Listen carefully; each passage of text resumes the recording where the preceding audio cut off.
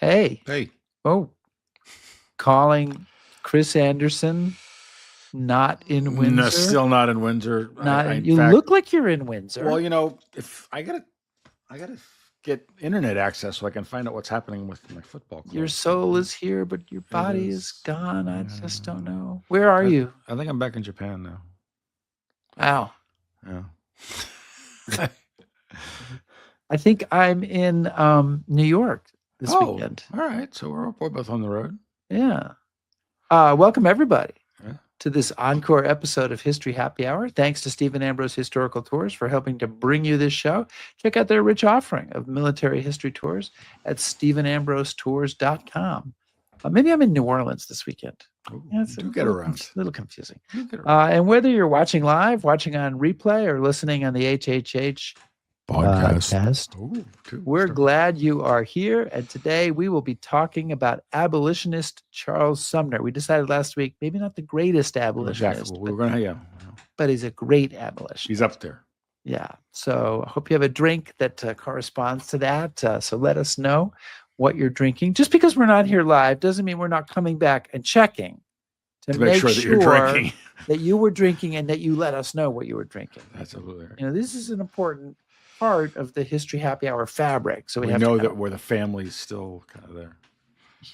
Yeah. So let us know. And Chris, we should thank everybody who supports us via Patreon, because without them, we'd be talking to each other. we would definitely not be booking guests and doing the whole thing that we're doing. So thank you very much, Patreon supporters, especially our top shelf supporters. Although we want to thank all of our Patreon supporters. And you can join the top shelf supporters by clicking on patreon.com/historyhappyhour. All right, Mr. Anderson, I believe that we are now ready to commence with the show. So if you could give me an appropriate signal that I can use to then hit the open and proceed with the show. Gotcha.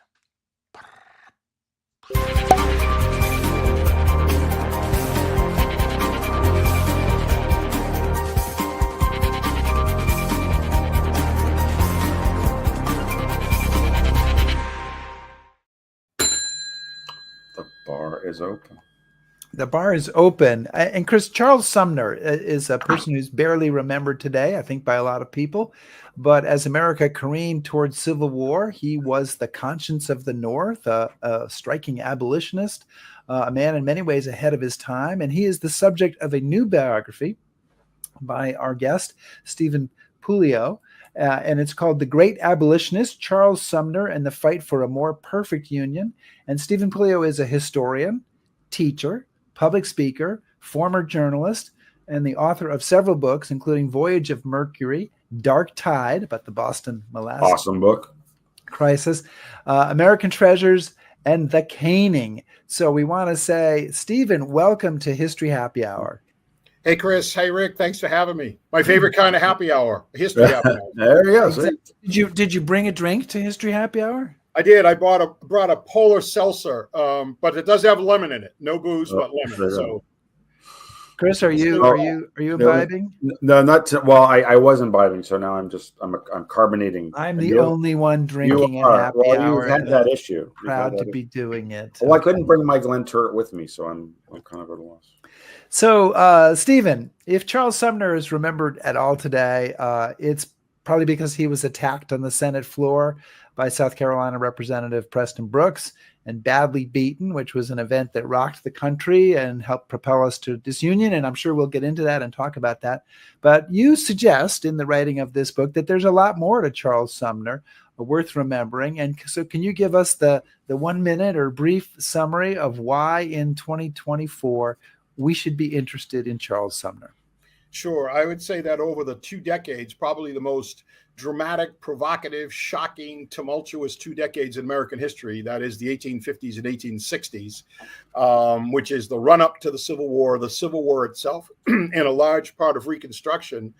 Sumner's voice was the loudest, the boldest, the clearest, the most provocative, the most unwavering anti-slavery, equal rights voice in America. And I think he's one of the most influential people in American history because of that. I put him in a very small group of what I call influential non-presidents, along with Benjamin Franklin, Alexander Hamilton, Susan B. Anthony, Martin Luther King Jr., and Sumner, as people who have had enormous influence over the direction of the country. In Sumner's case, anti-slavery influence, equal rights influence over that 2-decade period. And his ideas, his vision were important 100 years later. And we can get into that a little further, but he was well ahead of his time. Yeah. So I think, and we're gonna get into all that, because to be honest with you, I think I was pretty well read, and I didn't realize his influence until I read the book. And because obviously I think the caning sort of overshadowed other things, but just to kind of lay some groundwork, tell us a little bit about his background, kind of where he's coming from, and sort of where his story begins, or where his arc begins. Yeah, so I think in his younger days, Sumner's influenced in a couple of ways. One, his dad, who he doesn't have a very strong relationship with, is very much an anti-slavery person and does have influence on Sumner growing up.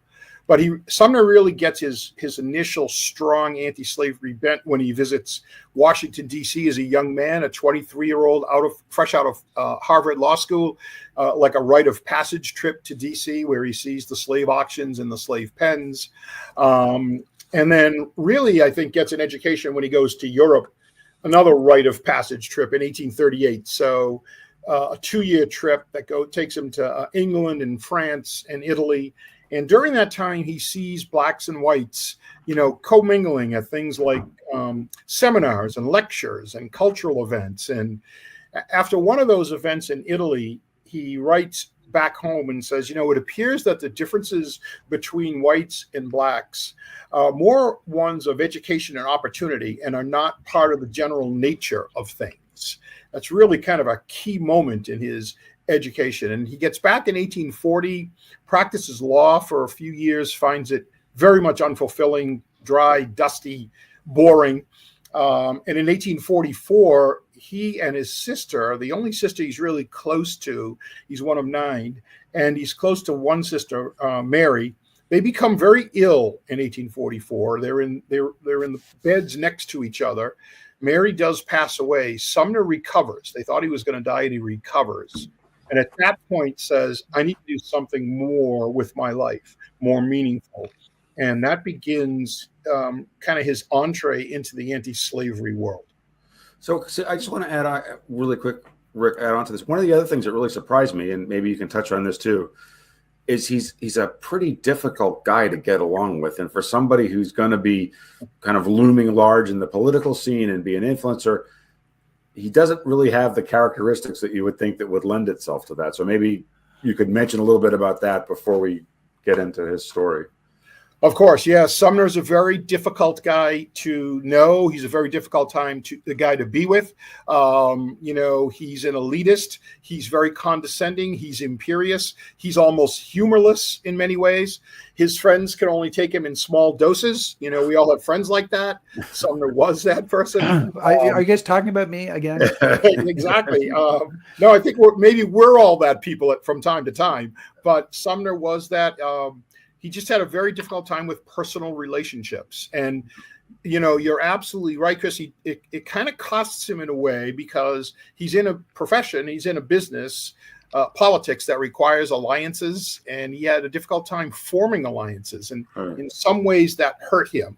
I think through the legislative process, and even after the caning, or during the caning, when almost nobody comes to his aid. It's because he has very limited friendships. He's, the exception is Henry Wadsworth Longfellow, who he's friends with most of his life. But yeah, you are absolutely right that you captured that. He's a difficult guy to know. Yeah. Well, there's to kind of follow up on Chris's thought there, there's a case in 1846 where he doesn't like a vote to support the war in Mexico that's been made by Representative Robert Winthrop. And let's just say that this is before he's in the Senate. It's 10 years before the caning by Preston Brooks. So he attacks, but he doesn't just attack his position. He attacks Winthrop in very vivid, personal language that mirrors a lot of what we see today on the campaign trail. And he's shunned by Boston society, by many of his friends. And what I was struck by reading that is that it kind of foreshadows what's going to happen to him 10 years later when his attacks lead to Preston Brooks attacks. He has his position, which is way ahead of its time, and he's really incapable of toning it down, isn't he? Yeah, I think you're absolutely right. He, it's the good part and the bad part of Sumner, right? He doesn't compromise on the issue of slavery. He's unbuyable. He's unbribable. Those are all virtues. But on the other side, he does engage in a lot of personal invective throughout his life. You point out the Winthrop's this respected congressman. I'd say he's tepid on the issue of slavery. Sumner's not thrilled about that to begin with. But when Winthrop supports the Mexican War, as you say, Sumner calls it one of the worst acts ever, calls him Judas Iscariot. And he's a friend. I mean, he's friends with Sumner. He was up until that moment. Right. And he does get shunned. I mean, there's a great quote in the book where Sumner says, at one point, all of these drawing rooms and living rooms were open to me. Now I get shunned. People wouldn't go to parties if Sumner was going to be there. Or people said, who's on the guest list? Is Sumner going to be there? That's after the Winthrop situation. And you're right, it's in 1847. So he has a tough time throughout his life with that. But there are many times he talks about deliberately engaging in personal invective, particularly in his speeches, because he feels as though that gets the person's attention, and then they would be more apt to pay attention to the issues. So it's by design in many cases. It's not an accident. I mean, Sumner does have trouble relating to people, but these are really conscious decisions that he makes to do that.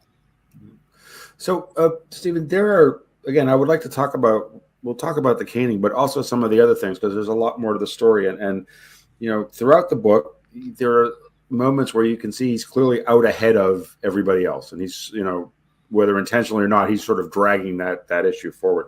So one of the things that struck me right out is we could start with Roberts versus the city of Boston. This is a legal case that he gets involved in 1848. Again, I knew nothing about, and there's a lot going on there. I mean, I'll just say this is 120 years before the Boston school busing crisis, right? And all the same issues are being come out in court there. So let's use that as an example of how he's kind of getting ahead of the curve there. Yeah, and Chris, you mentioned really the case 1849. This is 2 years before he's elected. Really, the case that gives him kind of a national profile is the Roberts case, Sarah Roberts case. So Sumner is representing 5-year-old Sarah Roberts, a black girl who is forced to pass 4 or 5 white schools up on Beacon Hill before she gets to a colored school that she can attend. Her father sues the Boston School Committee, loses in the lawsuit, and then they appeal the case to the Massachusetts Supreme Court. Sumner handles the appeal and makes these remarkable arguments. I say remarkable because they've never been made before in American history. And for the first time ever, the phrase equal justice under the law is used in an American courtroom, and it's used by Sumner. For the first time, the concept of separate but equal being inherently unequal is put forth by Sumner. And if you kind of go forward, Sumner's arguments are amazingly compelling and amazingly ahead of their time, as you say. The equal justice piece finds its way into the 14th Amendment in 1868. But I think even more noteworthy is that 105 years later, in Brown versus the Board of Education in 1954, Thurgood Marshall's arguments really mirror Sumner's. Sumner is the bedrock of Thurgood Marshall's Brown arguments where the Supreme Court rules that separate but equal is inherently unequal. Words Sumner was uttering in 1849. And then lots of Sumner's ideas find their way into Martin Luther King's speeches, and writings find their way into the Civil Rights Acts of 1964 and the Voting Rights Acts of 1965. So it gives Sumner this large national profile, even though he loses that appeal. He loses the case. But he puts forth these ideas that really no one had been putting forth. I mean, it's 1849. It's very early in the game for these kinds of ideas. I just want to also latch onto that. Are these ideas that are coming from him, do you think, or is he just kind of like grabbing a hold of things that people are already talking about and presenting it? Because I think most of them are his. I mean, he's very well read. He's a very strong believer in the Declaration of Independence and the Constitution. So kind of the underpinning of a lot of his ideas is this: all men are created equal. Is this guarantee in the Constitution of a Republican form of government, small r, Republican form of government. So really, he's basing it on that, I would say, as his bedrock. But this notion that it applies now to blacks, that this notion of not just anti-slavery but equality. He makes this equality argument, which even many abolitionists weren't making. Right. I mean, that's kind of what really struck me is he is out there with these ideas, which he is dead set on from a long time before he's in the Senate. That black and white are equal, that African Americans should be able to vote. They should be able to, have equal opportunity in the schools, equal opportunity to ride on the trolley cars and stuff. And for a lot of people, this is like, well, wait a minute. We just said they shouldn't be slaves. We didn't want all that stuff. But he is dead set on this. Yeah. And I think there's different levels. You have some people, so-called moderates in Massachusetts, conservatives in Massachusetts. Some people who say, listen, we don't want slavery to be extended into the territories, but, we really can't do much about it in the southern states. Then you have, as you say, Rick, that group of people who says, yeah, okay, maybe the slaves should be free, but this notion of equality, we're not sure how we feel about that. So, yeah, Sumner keeps pushing and pushing and pushing. I say this in a positive way, even as the great Reconstruction amendments get passed. So when the 13th Amendment gets passed to eliminate slavery, Sumner wants there to be more of an equal rights language in there as well. And basically his colleagues are saying, let's take what we can get right now. So Sumner's always looking to get more on these issues. I think it's one of his great virtues. A big part of Sumner's political life revolves around the fugitive slave law, which he is deadly opposed to.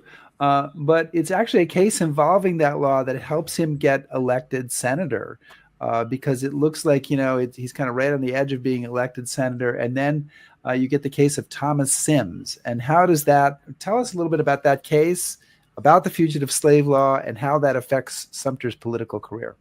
Yeah, very important case. Sumner's political career. Yeah. Very important case on all of those aspects. So Thomas Sims is a runaway slave from Savannah, Georgia. He stows away on a brig that it travels up the eastern seaboard, pulls into Boston. He hides in South Boston for a while, but eventually makes his way downtown and is captured by slave hunters on the streets of Boston. And he is put in jail, and he is sent back to slavery a few days later after a cursory court appearance, which the fugitive slave law calls for. The slave law also calls for free state courts and free state legal machinery to assist slave hunters. One of the reasons Sumner's really appalled by this.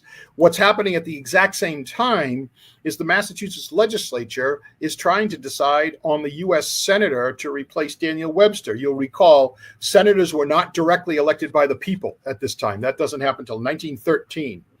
So in 1851, the Mass House is kind of torn. They can't come up with a candidate. The leading candidates can't get the votes. Sumner starts to emerge as a dark horse candidate. And after the Sims case, where Bostonians and the abolitionist movement are really appalled that Boston, the birthplace of liberty, sends its first slave back to bondage, Sumner's elected days after the Sims case by one vote. As the U.S. Senator from Massachusetts, and it's no doubt as a direct result of the Sims case. And so when he gets to the Senate in 1852, he delivers his first major speech, and it's a brilliant speech, and it really serves as the underpinning for his whole career philosophically, and this whole notion of freedom and equality. And it's called the Freedom National speech, specifically Freedom National, Slavery Sectional, in which Sumner argues that the underpinnings and the foundings of the United States, both from the Declaration and the Constitution, were of freedom and liberty, and that slavery is a perversion of those goals, and that freedom is the national position. That is, places that are governed by the federal government, Washington, D.C., territories, the waterways, the ports, etc. And that one important piece of that means that certainly the federal government has no business with one state, a slave state, reaching into a free state to bring a slave back to bondage. So he makes this really brilliant argument, again, very early in the game, 1852, that comes on the heels of the Fugitive Slave Law, and moves at the end of that to repeal the Fugitive Slave Law. A vote he loses 47-4. There's only a couple of senators that agree with him, and the Fugitive Slave Law stays in place. But Sumner makes those arguments in 1852 that advance this anti-slavery equal rights cause and really become, I would say, the foundation for his philosophical approach all the way until he dies in 1874. Now, one of the things that, again, I found fascinating is he is very definitely stalwart in his beliefs about this, and he's not going to move, and he's opposed to slavery, and he's an abolitionist, and that's important. Yep. But what you say in the book, though, you say Sumner's framing had moved the radical abolitionist movement nearer to the mainstream, we still had a long way to go, and caused those who are ambivalent or agnostic about slavery to take a fresh look at the issue. So, as you explain it in much greater detail in the book, he's taking what is considered sort of a, I don't want to say wacky, but a far out position and bring it center stage. So could you talk a little bit about that and why that's important to this movement? Absolutely. Great question, Chris. So what he ends up doing, really, he does two things. He turns the Southern argument on its head. The Southern argument always was, because slavery is not specifically prohibited in the Constitution, the framers meant for it to be legal. Sumner's argument was, no, you can't infer slavery, surmise slavery, suppose slavery, engage in conjecture about slavery. It's not affirmatively in the Constitution. Therefore, the framers wanted it eventually to go away. So he turns that argument on its head.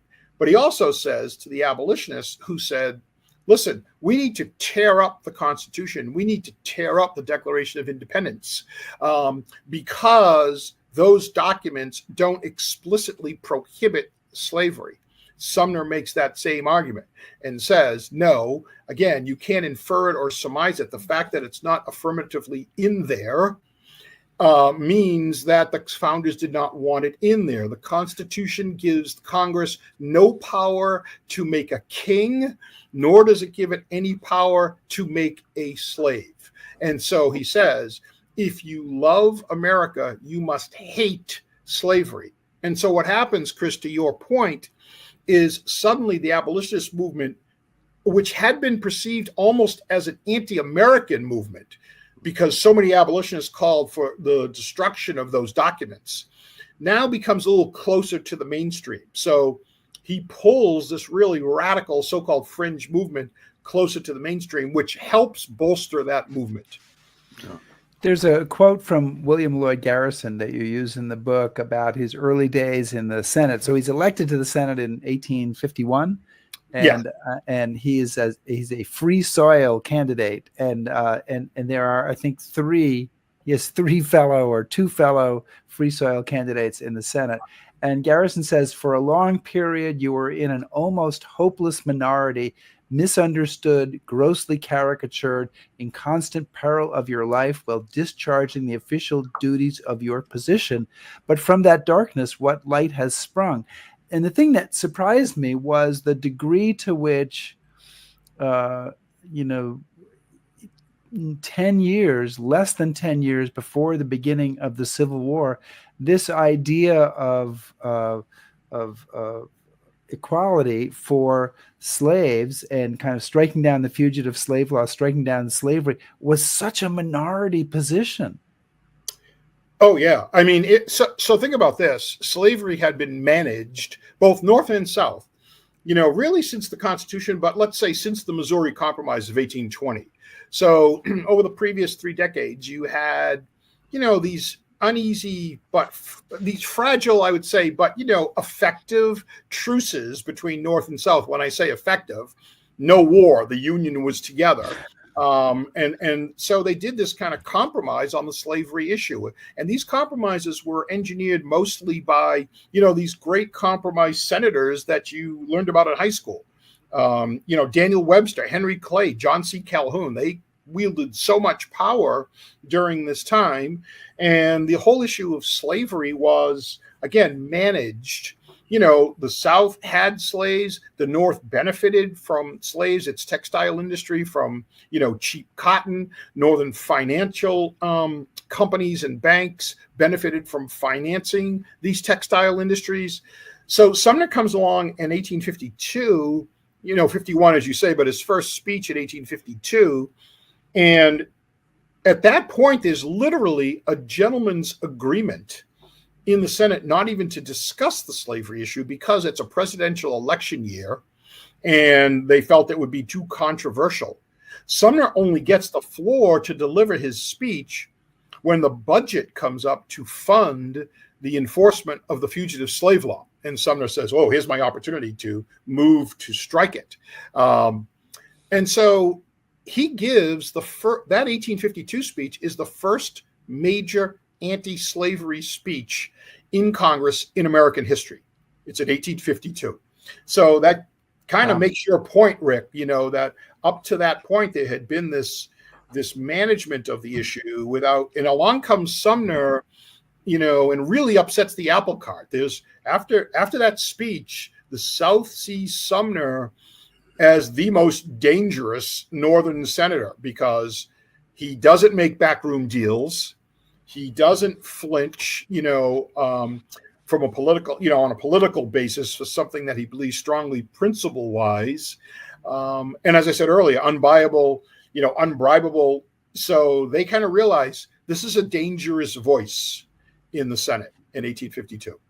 But he doesn't back down from that. And I guess one of the things I think would be helpful too, maybe to get a little bit more on, is when you describe his speeches, he will speak for 4 hours. I mean, it's just incredible. So if for our viewers and listeners, if you were to sit down in Congress and you were to be there when he gave a speech, what is one of his speeches like? I mean, is it how is he able to kind of carry this out, or is he a good speaker? Is it? Yeah, I think there's 2 points to that. One, right, kind of a basic general point is that lengthy speeches were fairly common in the day. So lengthy speeches were the way a lot of these congressmen, senators, even presidents to some extent, but mostly in Congress, got word out to their constituents via newspapers and pamphlets and things of that nature. So there is that piece. So the point being, like today, no matter how good of a speaker you are, you wouldn't speak for 4 hours, right? So, but that was not so unusual. But that said, Sumner was a very good orator, excellent orator, great with language, very powerful as a speaker, wonderful metaphors and imagery and things of that nature. His speeches were events. So particularly after the first one, that 1856 speech, the speech that really causes his caning, the galleries were filled to overflowing. Even the ladies' gallery, one New York Times reporter said, was filled to overflowing, something that almost never happened. Sumner's always dressed up. He's resplendent in clothing. He's a showman. There's no question about it. Knows that all eyes were trained on him on many of his speeches. And because he's so controversial, I think that adds to the drama. So almost every one of his major speeches, it was a dramatic moment in the chamber.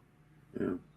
So I want to remind everybody that we are chatting today with Stephen Puleo, who is the author of The Great Abolitionist, Charles Sumner and the fight for a more perfect union. So we have alluded to this caning a few times. Let's get down into it. And you talked about the speech there that led up to it. But give us a little sense of what leads up to the moment where Preston Brooks walks onto the Senate floor and begins wailing on Charles Sumner. Sure. So you have to go back to the Kansas-Nebraska Act of 1854, 2 years previous. Stephen Douglas of Illinois puts forth the Kansas-Nebraska Act, which basically is going to obliterate the Compromise of 1820, which said that every state below the very famous 3630 parallel, slavery would be permitted, and that every state north of it, slavery would be prohibited, except one state, Missouri. And at the time, as part of that compromise, Congress took a large part of Massachusetts and created another free state called Maine to kind of balance that off. Douglas comes along in 1854 and puts forth the Kansas-Nebraska Act. So Kansas and Nebraska territories at the time are about to apply for admission as states. Douglas says, how about we just get rid of the Missouri Compromise and we do this thing called popular sovereignty, where we allow the people in Kansas and Nebraska to decide whether they want to be slave states or free states. Why does Douglas do that? He has his eyes on the presidency. He's a Democrat from Illinois, thinks he's going to need Southern Democratic pro-slavery support to get elected, and I think he's right on that. And also, there's lots of talk about a transcontinental railroad at that time. It still doesn't happen for 12 years or so, but the South wanted the eastern terminus of that railroad to be in the slave state of Missouri, St. Louis. Douglas wants the eastern terminus of that railroad to be in his home state of Illinois, Chicago. So he knows he has to do some horse trading with the South. The South loves the idea of popular sovereignty because they can send thousands of people to Kansas. Nebraska, a little too far north for slavery to be economically viable, but they could send thousands of people to Kansas in an attempt to influence the vote. And that's exactly what happens. Abolitionists send thousands of people, and these are from Massachusetts, Rhode Island, New York, Pennsylvania, to Kansas. And the real fighting takes place in Kansas. The nexus of the slavery debate is not Boston, not South Carolina, not Washington, D.C., but Kansas for all of 1855, most of the first part of 1856. So it's there's murder, there's mayhem, there's destruction, there's rapes. It's really violent on the plains. Sumner receives hundreds of letters from Kansans saying, help us, sir. You know, you're the anti-slavery voice in the Senate. What can you do to help us? Sumner finally decides he's going to give this major speech, which he writes up. It's a 5-hour speech. It's called The Crime Against Kansas. He delivers it for 3 hours on May 19th, 1856, for 2 hours on May 20th, 1856. And, you know, had he just stuck with the issues, it's a brilliant speech. If he had just stuck with the issues, I think history might have been a little bit different, but he doesn't. He does engage again in this personal invective. And this time he trains his oratorical sights on the senator from South Carolina, Andrew Butler. South Carolina, probably the most ardent pro-slavery state. Butler, one of the most ardent pro-slavery senators. And Butler's not in the chamber. He's home recovering from a stroke. And the stroke left his face partially paralyzed. So Sumner begins personal attacks on Butler during the speech. He says at one point that Butler has a mistress who is polluted and ugly to most of us, but beautiful and chaste in his eyes. I'm talking about the harlot slavery. And then another time he says, every time Butler speaks, again alluding to his stroke, he had a very difficult time speaking. He expectorates, he spits when he talks. And then Sumner says, every time he opens his mouth, out flies a blunder, which is kind of his double meaning. And so he gives this speech, and at the end of it, the South is absolutely outraged. Most of Sumner's northern colleagues are absolutely outraged. And The person who's probably outraged the most is the congressman from South Carolina, the western part of South Carolina, Edgefield, Preston Brooks. And there he is right there. Good timing. Preston Brooks, not only is from the same state as Andrew Butler, he is also Andrew Butler's second cousin. And so he tries to figure out what he's going to do to avenge Butler's honor. First, he says, should I challenge Sumner to a duel? His colleagues say, no, duels are reserved only for gentlemen. Sumner does not rise to the level of a gentleman. So that wouldn't make sense. Brooks says, should I invite him out and just, we do it as men. We settle it with fisticuffs. No, his colleagues say Sumner will never come outside. He will just tell you to come to his desk, which I suspect was also true. So finally, Brooks makes up his mind, and on the morning of May 22nd, late morning, almost noontime of May 22nd, the Senate is out of session, but there are people milling around the floor. Sumner is up at his desk, head bowed, and he's signing copies of his Crime Against Kansas speech, franking them, as the expression goes, for his constituents to be published all around the country. Brooks comes in with a couple of his colleagues, notices there's a woman in the chamber speaking to the sergeant of arms, and sits down because he says later, I couldn't do what I came to do with a lady present. It just wouldn't be chivalrous at that point. She finally leaves after about 15 minutes. Brooks gets up, walks down the center aisle. Sumner's head still bowed. He's still signing copies of the speech. Brooks walks down with his cane, gets to Sumner and says, Mr. Sumner. Sumner looks up at him. Brooks begins to raise his cane and he says, I have read your speech over twice. It is a libel against my state and my kin. And then, bam, slams the cane down on Sumner's head. Sumner's head explodes in blood. And the bloodlust, I think, really sends Preston Brooks over the edge. He beats Sumner again and again and again.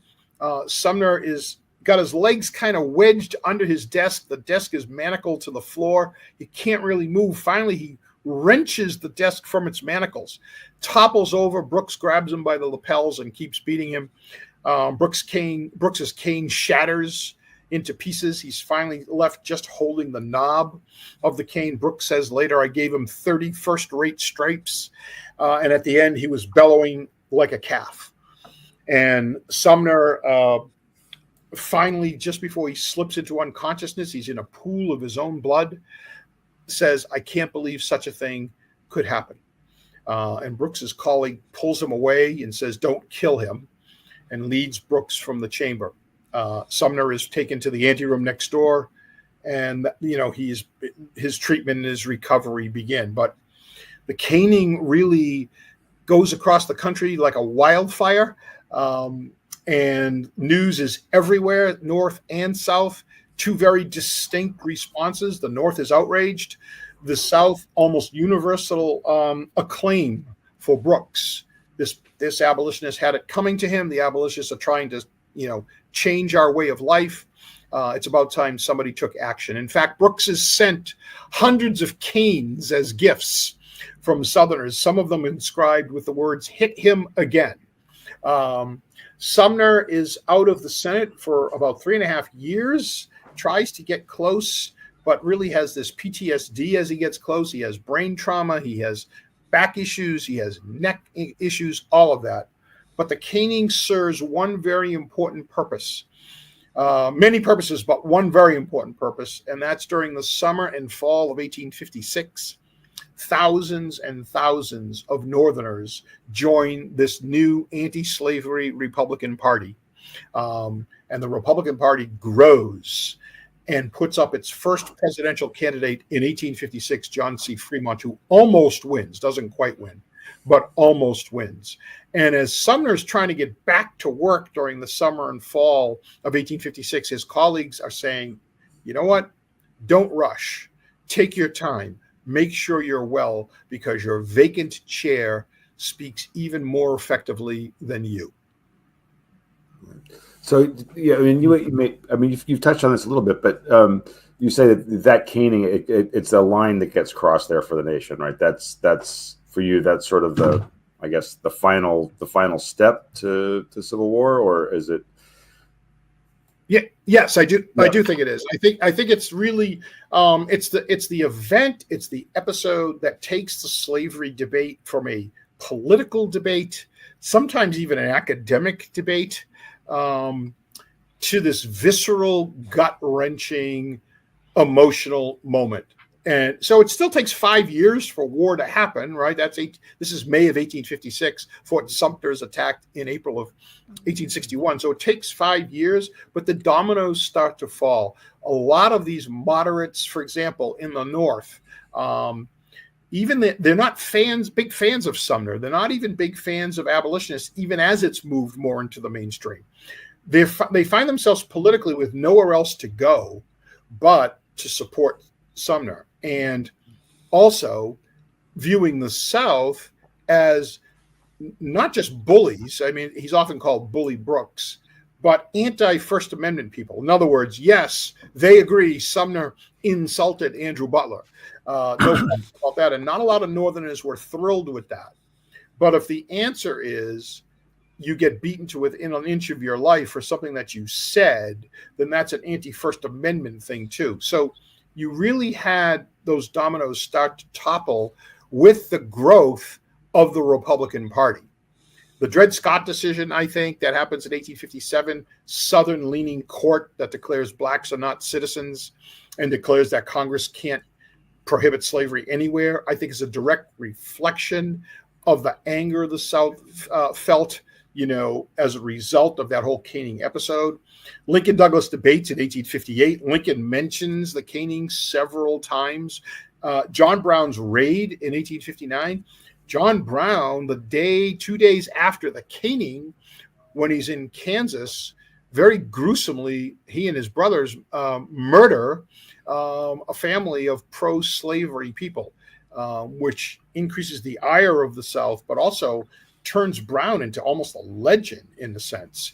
And so I think all of those things start to happen. I think Lincoln's election in many ways is related to his strength across the North, where he wins every northern state, doesn't win a single Southern electoral vote, but wins the presidency. I think his election is largely due to the growth of the Republican Party as a result of the caning. So yeah, I do view it as a line that gets crossed.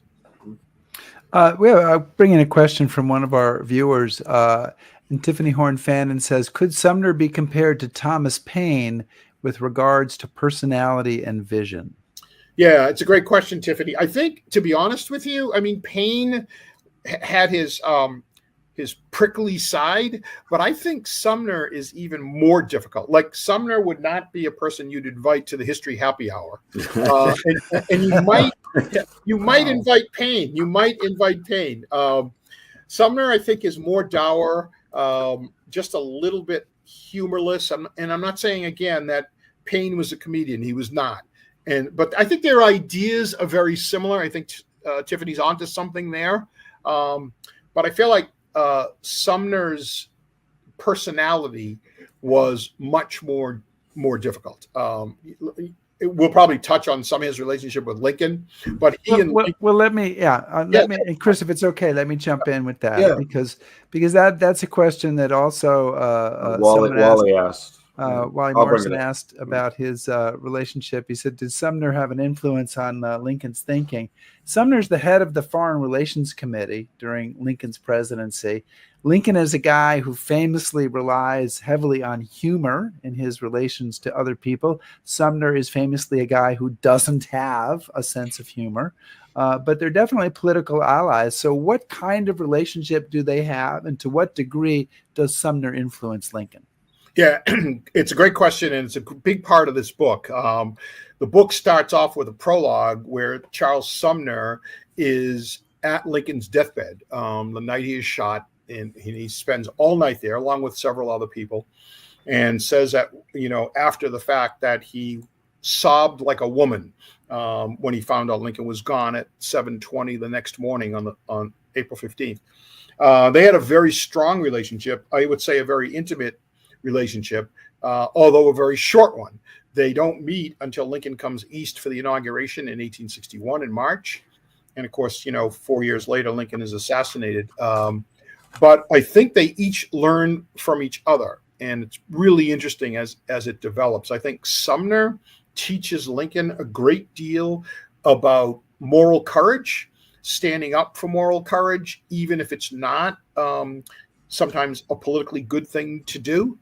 I think example of that, Sumner is on Lincoln very early to decree that the Civil War is not just about preserving the Union, but is about the eradication of slavery.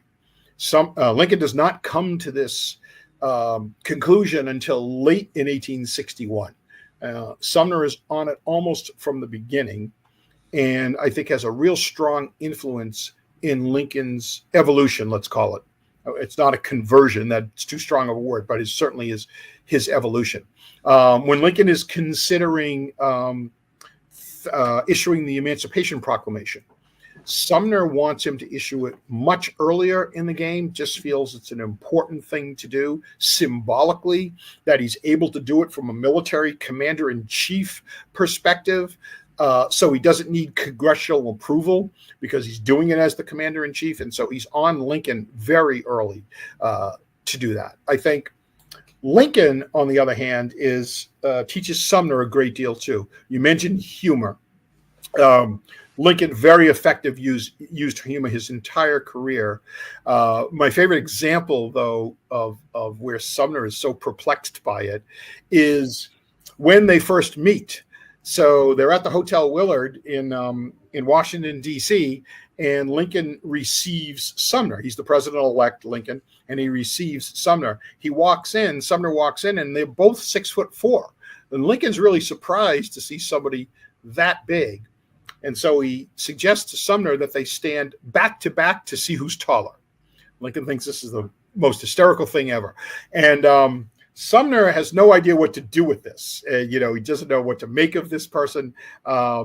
And so he says, well, Mr. President-elect, rather than uniting our backs, let's unite our fronts against slavery. Absolutely has no idea what to do with humor. But as time goes on, I think Lincoln softens him a bit in that area.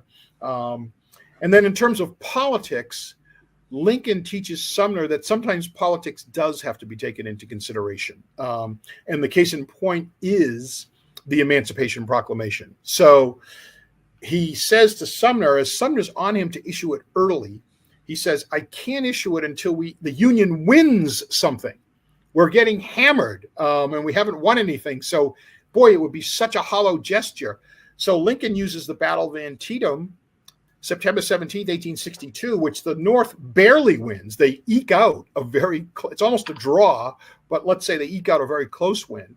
And on September 22nd, 5 days later, Lincoln finally issues the Emancipation Proclamation using Antietam as the win that he needs. But Sumner is also in his ear to say, you're only making this Emancipation Proclamation apply.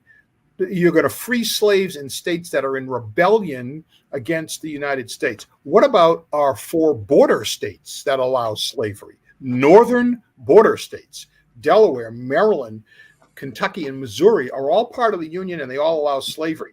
You should free the slaves there. Lincoln says, I can't do it because I'm afraid if I do it now, they will secede too. He says, I hope I have God on my side in this struggle, but I must have Kentucky. Kentucky, right, has farms, factories, population. It is like the bulwark defender against Illinois and Indiana in the north. And Lincoln says, if we lose Kentucky, we will lose Maryland. If we lose Maryland, we will lose Washington, D.C., and we may lose the whole game.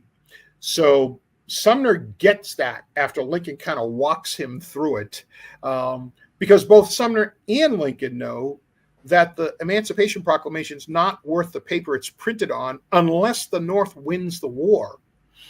And in September of 1862, absolutely no guarantee of that happening. In fact, it was less likely than not that they would win, Right. So, Steve, I wanted to sneak in this question too. People who about the war, people who've watched the show a long time know that I'm an expat and I live in Britain now. So I'm always kind of curious about how American history plays out over in England and whatnot. And you raised some really interesting points about what Sumner does in relation to Great Britain and what's happening there during the war. So obviously we know about his work as an abolitionist, but maybe you could just touch on sort of what else he does and why that's important, and maybe also how he's explaining this Civil War and abolition and all this to people in Europe, because Europe is important to him. And he comes over here, right? Yeah, very much so. Very much so. So, I mean, I think the best example is he literally almost single-handedly helps avert war with England a couple of times, right? The first is when the Confederacy is desperately seeking England's backing, right? And they send emissaries to England aboard the USS Trent.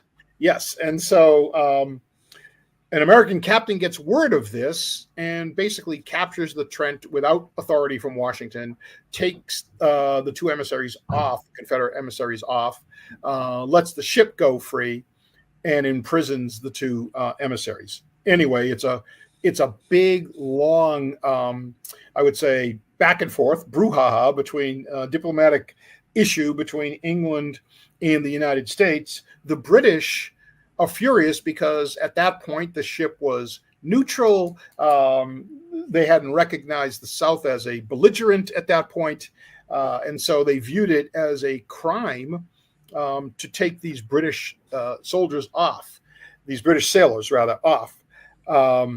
And what ended up happening is Sumner, through his contacts in England, is able to quell this demand for war against the United States. Britain was does send thousands of troops to Canada, was about to send more for potential invasion to the northern part of the United States. Lincoln feared this two-front war, as he called it, one against the United States and one against the Confederacy. The other point is, at one point, the Confederates, who have no navy, are using British shipyards to build ships. And the USS Alabama is one of those ships, and it wreaks havoc on Union shipping. And a little bit later in the war, Sumner demands recompense from the British for prolonging the war by helping the Confederates, for the British helping the Confederates build these ships. And he ends up getting it. He doesn't get as much as he wants, but the court in Hague awards $15 million to the United States after the war is over because of Britain doing this. So there's that piece. The other piece is Sumner's well aware of this weird dichotomy in Britain where the upper class, and it's kind of like the dirty little secret among the British, the upper class really do have sympathies towards the Confederates. And one of the reasons initially is because there is no proclamation from Lincoln that the war is about the eradication of slavery. But I think the other pieces to that are economic. Number one, the upper class is missing its finery from some of the textile industries in England that also depended upon Southern cotton after the North establishes the blockade.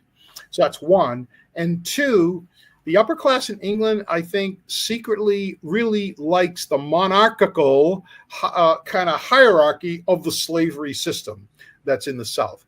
Conversely, the working and lower class British are huge Union supporters, big Lincoln supporters, love the Union. So you have that whole dichotomy happening in England too. And Sumner tries to manage that as well, saying to some of his ministers of parliament friends, how can you possibly even think of, supporting the Confederacy, which, is in existence to keep slavery alive, when you've done nothing but preach to me on my visits there that slavery ought to be abolished. So he manages all of that on behalf of Lincoln, who has very few overseas contacts. He relies on Sumner's diplomacy to do that. We're running out of time, but I'm going to throw in as a last question here, a question that comes from one of our viewers, Catherine Beyer-Hurst. And she wants to know, since you had written a book previously about the caning of Sumner, what prompted you to write another book entirely about Sumner? And second question, what Boston figure or happening do you have in mind to address next? Well, the first question is a great question. And I mean, when I did the caning, I focused almost exclusively on it. But boy, I just knew more had to be done on Sumner. This whole Lincoln relationship, the caning basically stops with the attack on Fort Sumter. I just felt like more had to be done with Sumner, both his relationship with Lincoln during the war, during Reconstruction, all of that. So The Great Abolitionist is the first full biography on him in more than 50 years. And he's just been with me since the caning. I've written 2 books in between that. But I couldn't get Sumner out of my mind, so I needed to do more about him, and that's that point. There will be a Puleo book 9. That's all I'm going to say on the topic. I can't really tell you the topic at this point, but I'm very excited about it, and I think all of your viewers and listeners will really enjoy it. Well, Stephen Puleo, thank you so much for joining us for what you told us beforehand was your 695th interview since 2003. We trust that it put the other 694 to shame. It was probably no question better than Nick. Thank you so much. And any of those. We want to remind people that your book is The Great Abolitionist, Charles Sumner, and the Fight for a More Perfect Union. Read the book. It's terrific. Really enjoyed it. And so I highly suggest that you guys check it out. Stephen, thank you so much for joining us. Thank you, Stephen. Thank you so much, guys. You were great. Really appreciate it. Thank you. Good luck with everything. Cheers. Thank you. Okay. Chris. Yes. We're still into encore episodes next week, and we'll rebroadcast our interview with Ronald Rabkin, who's the author of Beverly Hills Sky. Please. Sky? Beverly Hills Spy. Spy, yes. Oh, wow. Please. Over Beverly Hills Sky. Please subscribe to us on YouTube. Follow us on Facebook. Shout out us on Blue Sky. Listen to our podcast. Back us on Patreon and browse historyhappyhour.com. Thanks, everybody. Be safe.